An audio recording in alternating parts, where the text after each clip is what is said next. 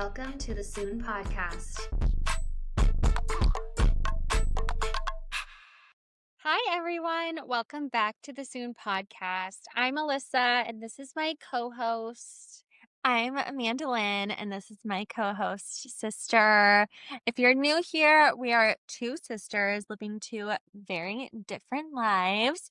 She is over here in the health and wellness industry, while I'm in the fashion, home, lifestyle curation, living my best life industry. And yeah, so today we are together. We just had Thanksgiving a few days ago. Amanda's here, the husbands, the parents, everybody. We were gobbling until we were wobbling, to say the least. It was a full day of cooking and eating, and it was really fun. It was really fun. Alyssa's birthday is also approaching, and so we are doing an early birthday celebration, even though we've already done an early birthday celebration for her, but the more the merrier. Thank you. I agree. I did one when I went to Arizona a few weeks ago with my friends, but now they're here and my birthday's next week. So I'm like, let's do it with the fam. You know, why not? You only live once. You only turn 41 once. Just kidding. She's turning 31. Did you ever see, that's how I found out and discovered Taylor Frankie Paul. What? She had this crazy TikTok going where it was her and one other person, and she was like, I'm her mom. I do remember that. Yes. I forgot that was her. You know, I feel like her entire existence is just one big TikTok trend, because she also went through that phase of showing her house looking horrifically Really bad. disgusting. And I feel like she doesn't live like that anymore. And I felt really bad for her. But then now that you mentioned that she lied to everyone about her age for like years, I'm like, was that also just a phase? I don't know. We'll never Very know. odd. But yeah, so that just brought that up for me, those good old times. We should start telling people that you're my mom.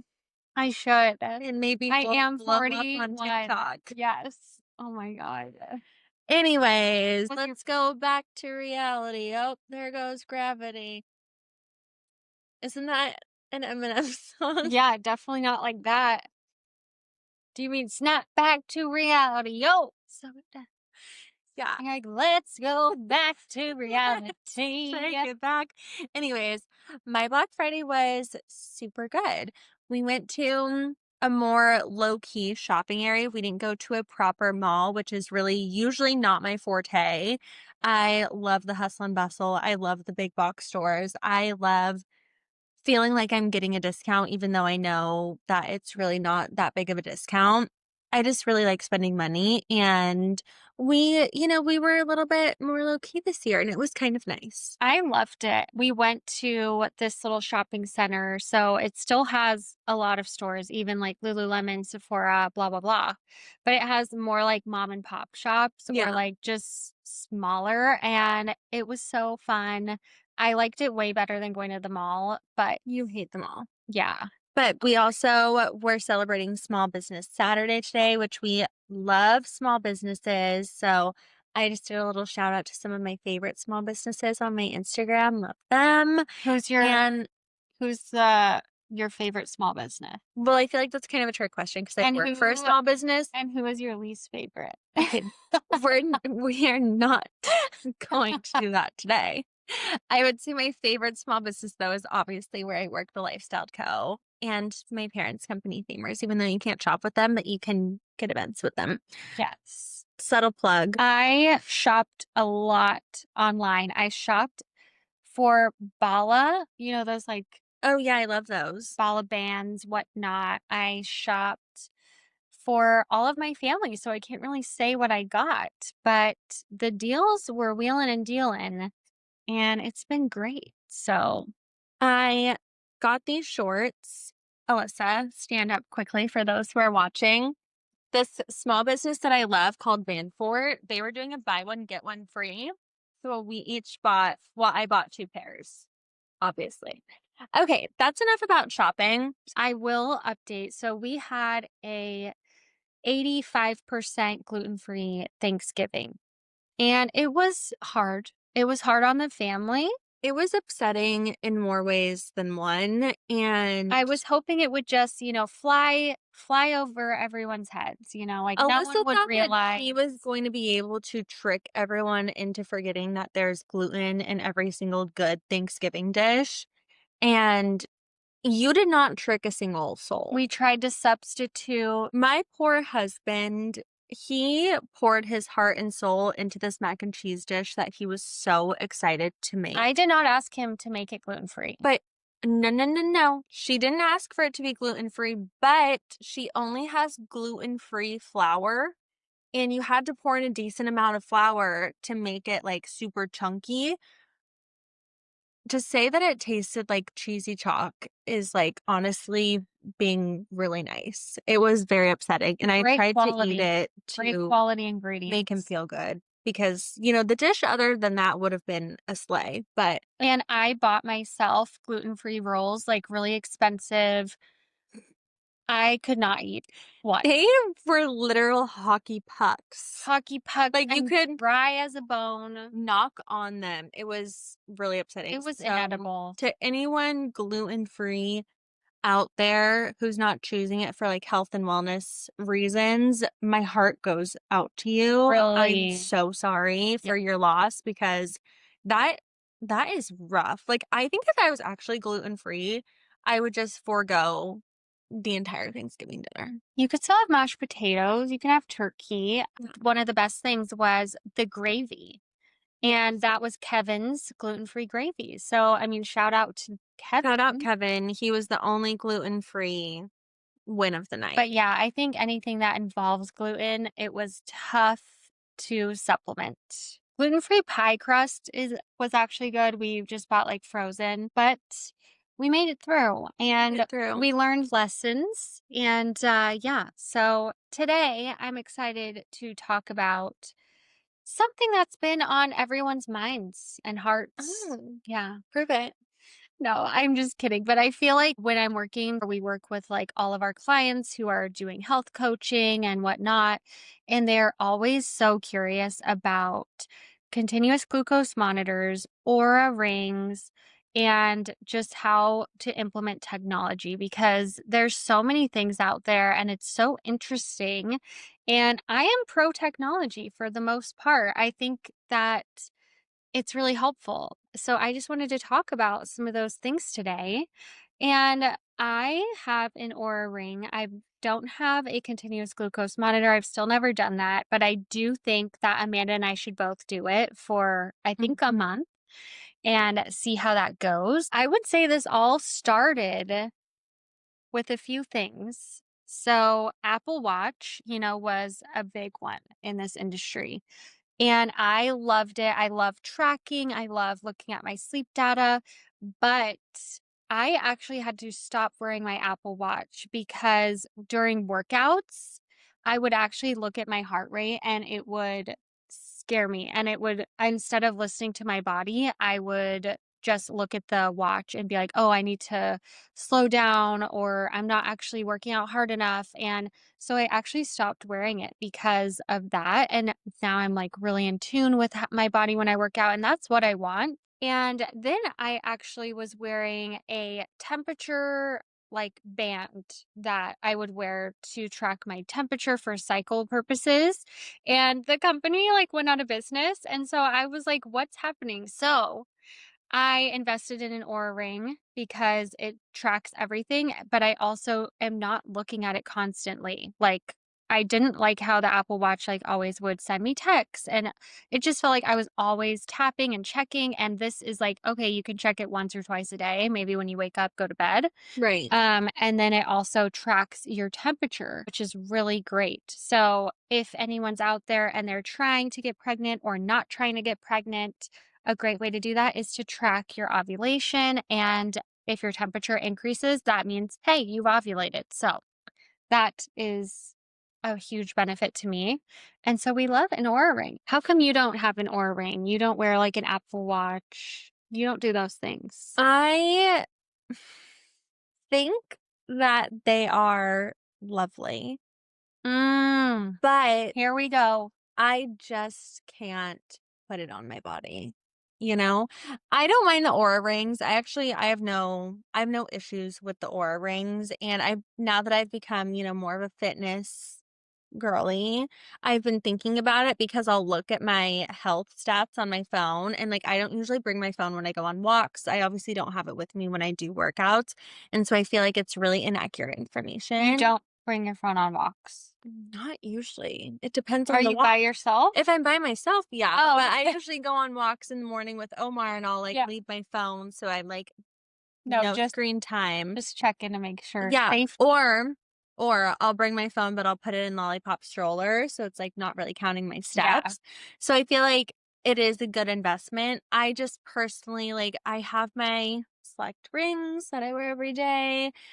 I really can't get behind the Apple Watch, at all, On the personally, body, on the like body. style wise. I would honestly, if I really needed to know the information so bad, like, I would rather wear it with a jean or a boot as, like, an ankle monitor and, like, check my stats that way because I can't handle it on the wrist. So, that's really where I stand. It's more for aesthetic purposes, and I know that that sounds so vain, but call me vain, I'm not wearing it. And if you ever think Amanda's been, on house arrest, no, it's It's just an just Apple Watch. if I ever have an Apple Watch, that's where it's going. Oh my God, that is too much. Well, I do wonder though, since we're talking about all of these, little devices that you wear, do you think that there will ever be a time, or do you think that that time is now where they are already replacing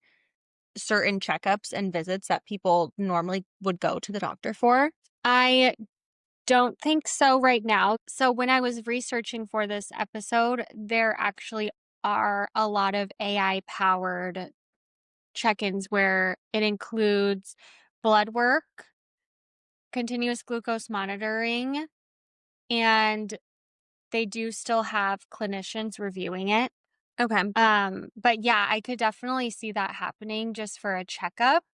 But I will say there are a lot of things that are visible to the eye that doctors look for. So it's like, are you experiencing any pallor underneath your eyes? That's how they can check for anemia. Like, is your skin supple or do you look dehydrated? How are your veins looking? They check your ears, your eye, and that stuff can't be, replaced as That's of true. now.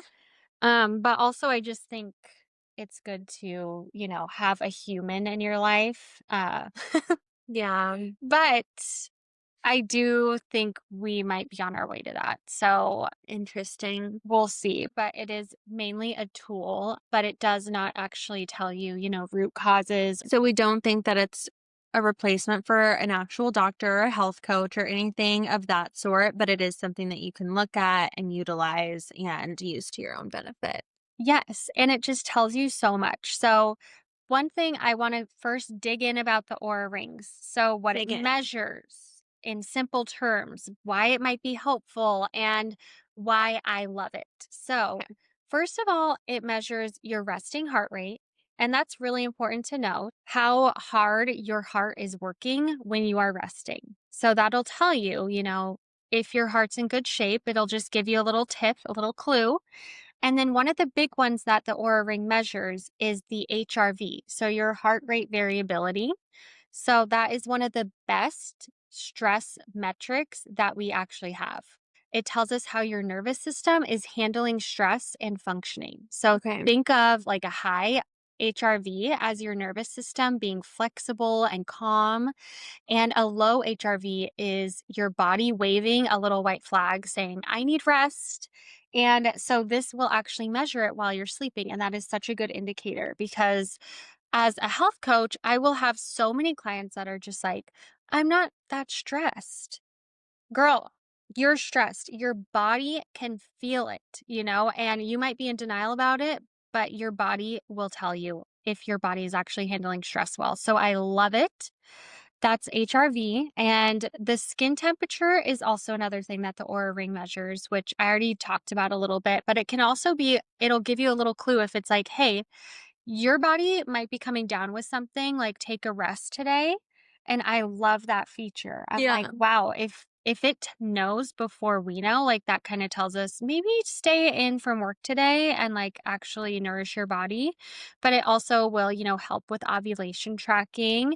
So that's again the main reason why I got the Aura Ring. Mm-hmm. It'll also look at your sleep stages. So, are you getting enough light sleep, deep sleep, REM sleep? And it's been actually really interesting to talk to my husband about it. And like he tracks his sleep, and we're like, oh, we didn't get good deep sleep last night. Like, what was up with that? And things like that.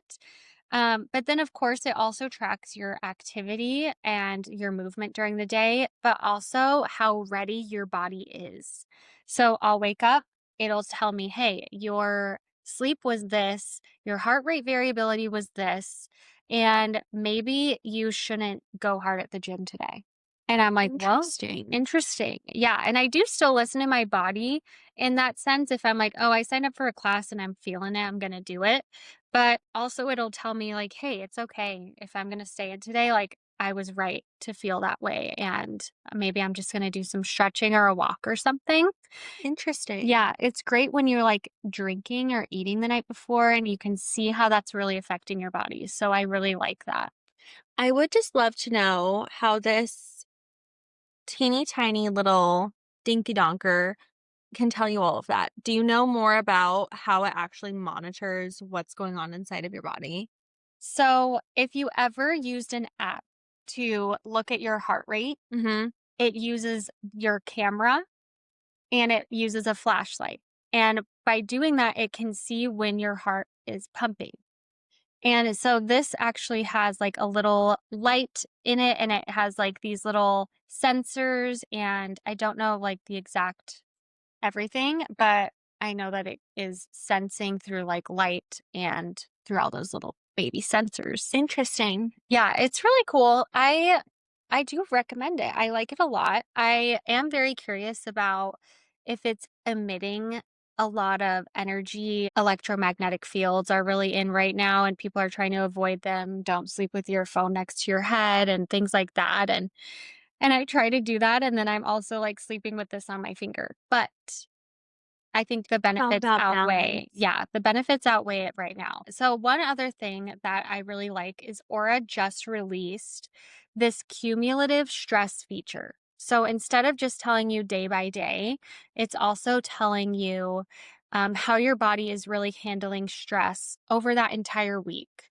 So again, that's really huge for people who are feeling fine, but they're actually running on empty. And so Mm. Aura is, telling you, hey, you need to drink more water, eat more nutritiously, have more calmness in your week. And I think that that is so beneficial. So I love that feature and it's brand new.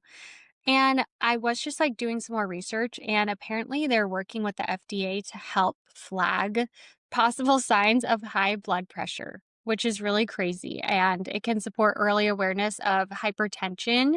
What's hypertension? So that's high blood pressure. Oh, Yeah. So I love that. I'm like, that would be cool if it can flag certain things like that. right. It's not truly the best and most accurate for working out and whatnot, but I love the data that it gives me just for my overall health. And I think that that's more important than tracking every calorie you've burned. Like for me and just being a wellness girly, that is chef's Chef's kiss. kiss. Yes. And this is not sponsored. It's giving sponsored ad because you are such a stan. But I love hearing about it because honestly, like I'm not an Aura Ring girly and I don't know anything about these like AI situational Mm-hmm. tools.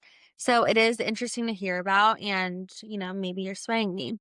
Okay, so one question, because I know that you said that you can see, your daily data or your weekly data, and then you can look at it as a whole. So where do you see people misreading or misrepresenting the data that they see? Or what do you think could be easily misinterpreted for people that are newbies like me?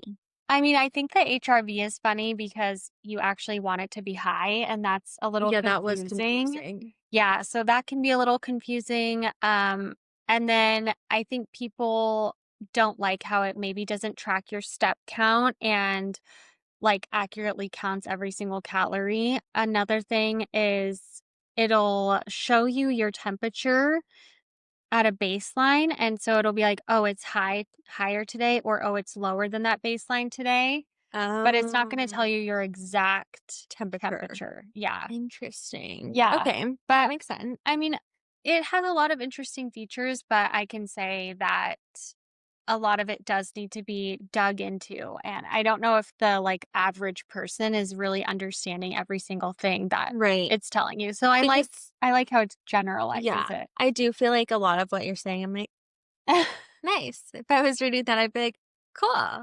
Yeah, but I like how it just will you open it up and it's like, "Hey, you can go really hard today. Like you slept great and your HRV is great and blah blah blah blah blah." So do better. Okay. Well, speaking of HRV, because I feel like I don't know a ton about it, do you think that women should expect their HRV levels to change a lot during their cycle? That's actually a super interesting question Yeah. and I could like that was tough to just jump on that. But Came packing yes, the heat. pack and heat. So yes, things will definitely shift during a woman's cycle. So, for one, during your follicular phase, that is when your estrogen tends to enhance your rest and digest tone. So, your parasympathetic, your chill out and resting, and that lifts your HRV. The more you're relaxing, the better your HRV is. So, many women feel a lot more energetic and resilient to stress during this window. So that would increase your HRV if you're resting more. And then, of course, in your luteal phase, your progesterone dominates even more. And that tends to increase your sympathetic tone or your like fight or flight activation. And that will actually lower your HRV. And that's why some people say like to do more chill workouts during that phase after you ovulate until your period and whatnot. So and also your body temperature rises, and that can also influence your HRVs. Yeah, it'll change throughout. And I think that that's even crazier for women is that we have to, navigate this tool using our cycle as well and remembering Right. that things are not always going to be perfect. Interesting.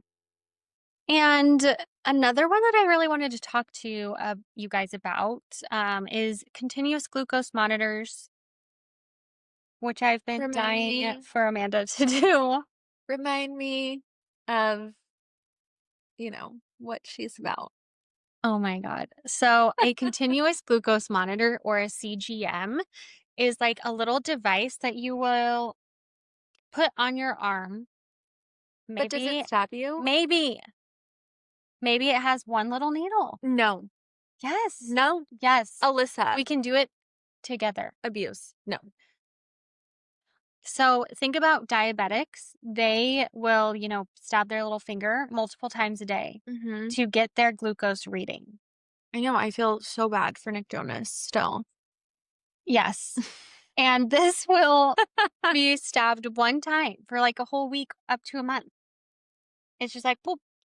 And then it just monitors your glucose levels continuously. I don't think I can handle it. But let's just talk about it. Let's tell the people what she does and if it's worth stabbing yourself for, It's worth it. Okay. So, a CGM tracks your blood sugar for 24/7 in real time using a small sensor under the skin. So this is amazing because instead of like guessing how food affects you, like being like, oh, I don't, I get an energy crash in the afternoon, or I'm not like super energetic in the morning. Why is that? Maybe it's what you're eating, and it most likely is. Like, you probably need more protein, fat in your diet. You probably are overdoing it on the carbs, or you're not getting enough this and that, and variability or fiber. And all of those things affect your blood sugar. And your blood sugar is so important, obviously, for how you're feeling throughout the day. If you're Right. getting those, crashes or feeling hyper, and so this will just be a amazing tool to look at those things and how food is really affecting you. So it'll show you clear patterns around food, your stress, your sleep, your exercise.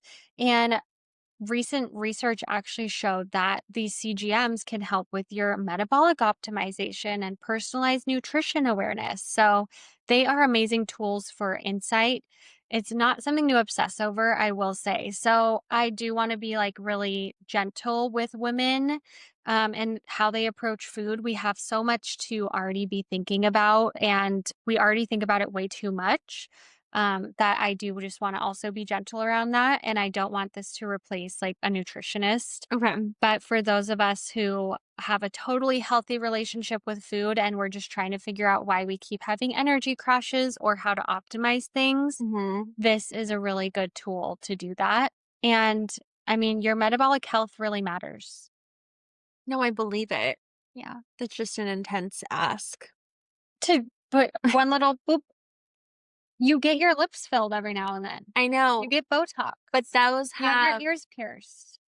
but this just stays there. Yeah. Like, that's so creepy. I think that that's what I hate the most about getting my blood drawn Yeah. is knowing that it's like in my body and I'm like, yeah, Yeah. it's so gross. I do hate that too, but ever since acupuncture, you know? Maybe you can do it to me when I'm sleeping. Ooh, I will. No, she will. Because one time I had a loose tooth and I was asleep. I was asleep. We were children. Yeah. Well, that's when your teeth are loose. I was a grown know. adult. This happened last night. No, I had a loose tooth and I woke up to this one literally straddling me, ripping it out of my mouth. And that was my childhood. I just want to say she was supposed to go to the dentist the next day to have it removed, and I didn't want her to do that. I wanted to save her the time and energy. That is so terrifying. I couldn't imagine ripping someone's tooth out. Like, that's why they say some people are like born to be doctors and like some people are born to be not. Anyways, so that is interesting. I do think that it would be really helpful. what if I told you Oh. that less than 15% of Americans are metabolically healthy? So meaning have good blood sugar, cholesterol, blood pressure.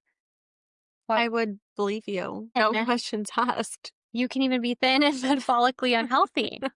And so I think that it's really important for everyone to be aware of how food affects them and how to make your food work for you to feel amazing. Right. Yeah. And so, I mean, your metabolic health is very important because if it's not healthy, that can increase your risk for heart disease, diabetes, strokes, Alzheimer's. Why are you staring at me, Alyssa? I've been eating more protein. I know. That's really good. I've always thought about continuous glucose monitors for you because you're the type of girly that you have crashes all the time. All the time. You're shaky all the time. Shaking in my boots. You're like at a workout and you're like, I can't, I'm too shaky. I'm going to pass out. Even though you just ate beforehand. And it's like, what did you eat? And, you know, I just think that they would be really good for you. It's tough out there being a girl. Yeah. Speaking of metabolic, Metabolism. what what daily habits affect blood sugar the most outside of food? Sleep, stress and cortisol, Okay. and exercising. So stress is the biggest non-food driver for elevated glucose.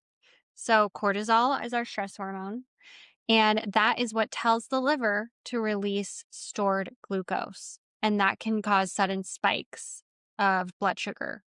So, I mean, if you're stressed, blood sugar is going to spike. It's kind of crazy. Would those little patches tell you that, or do they just monitor food? No, they would tell you Like, how would they you're. be like, girl, you're stressed? I think, I mean, if your glucose spikes and you're not eating, then yeah, Interesting. which is kind of crazy. So, poor sleep is also something that can disrupt your insulin sensitivity and raise your fasting glucose. So, if you don't have good sleep, even if you're fasting, your glucose might be high. So, sleep is incredibly important for glucose control. And then, of course, your movement. So, when you're exercising, light activity like walking, it actually lowers the blood sugar, And strength training can also improve your insulin sensitivity overall. And that is like a key to releasing glucose from the liver and just smoothing that out. So that's why those Okay. are key to life. But Okay. also blood sugar. I do think food is a huge component to blood sugar, but nothing is a one size fits all. Nothing is the answer to overall health. But I just think that it's fun to do a CGM and get that data and information. I think it's a really good tool, especially if you are going to work with a nutritionist, and that way they can really tailor the results to you, because that is the other thing, is it's extremely individual Mm-hmm. how someone responds to certain foods. Right. It's definitely not a one size fits all, which is really cool to see. Love it. Yeah. So I guess my last little thing I wanted to talk about was how to use AI in your everyday life when it comes to wellness. Do you use it for anything? Not really when it comes to wellness, because I'm very blessed that I have a natural wellnessy sister, and then I have a doctor for a brother-in-law. So if I ever have any questions about my health, I'll just shoot them a text. Um, but I do use it a lot for other things. I use it for work a lot.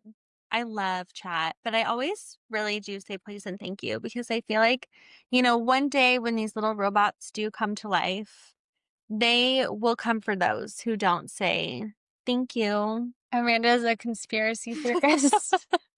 You heard it here first, folks. Oh my God. Please mind your P's and Q's with the chat. P's and Q's. Anyways, that was not what I was expecting. But the last thing I wanted to talk about was just using AI. So I feel like I've talked about it with strength training.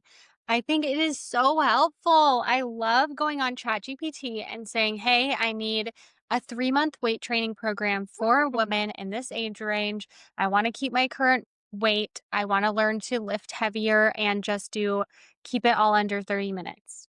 Bam.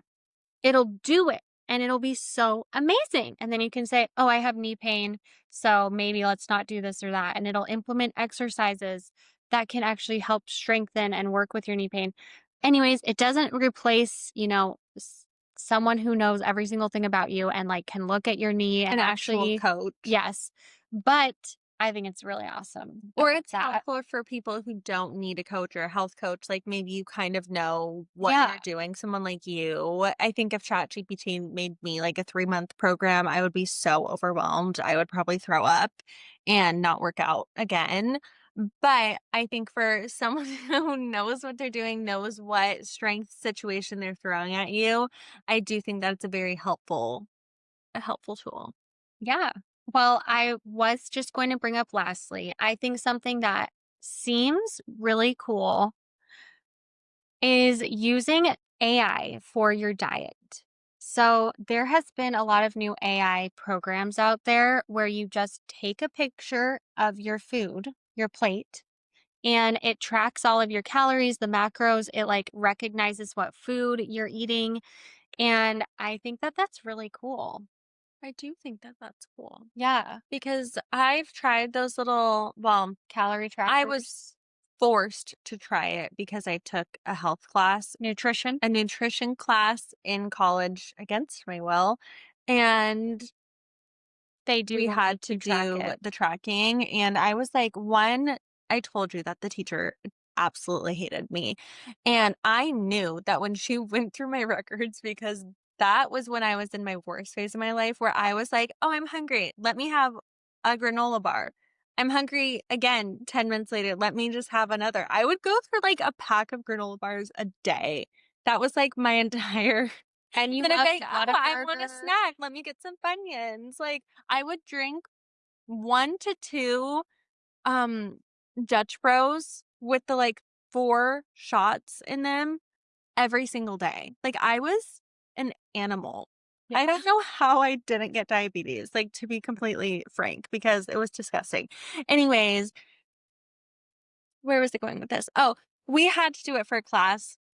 And it was the worst thing in my life. I just didn't track anything. I hated it. So It's hard, it's complicated, it's, like, so tedious, and especially if you don't eat the same thing every single day. because then you have to look it up and see what they're made out of, and they don't always have everything. So I do think that that's really cool. Yeah, and if you're not working with a nutritionist, you're like, "What should I be changing?" You know? And not everyone wants to spend that money or has, like, FSA, whatever it's called, money to Mhm. spend.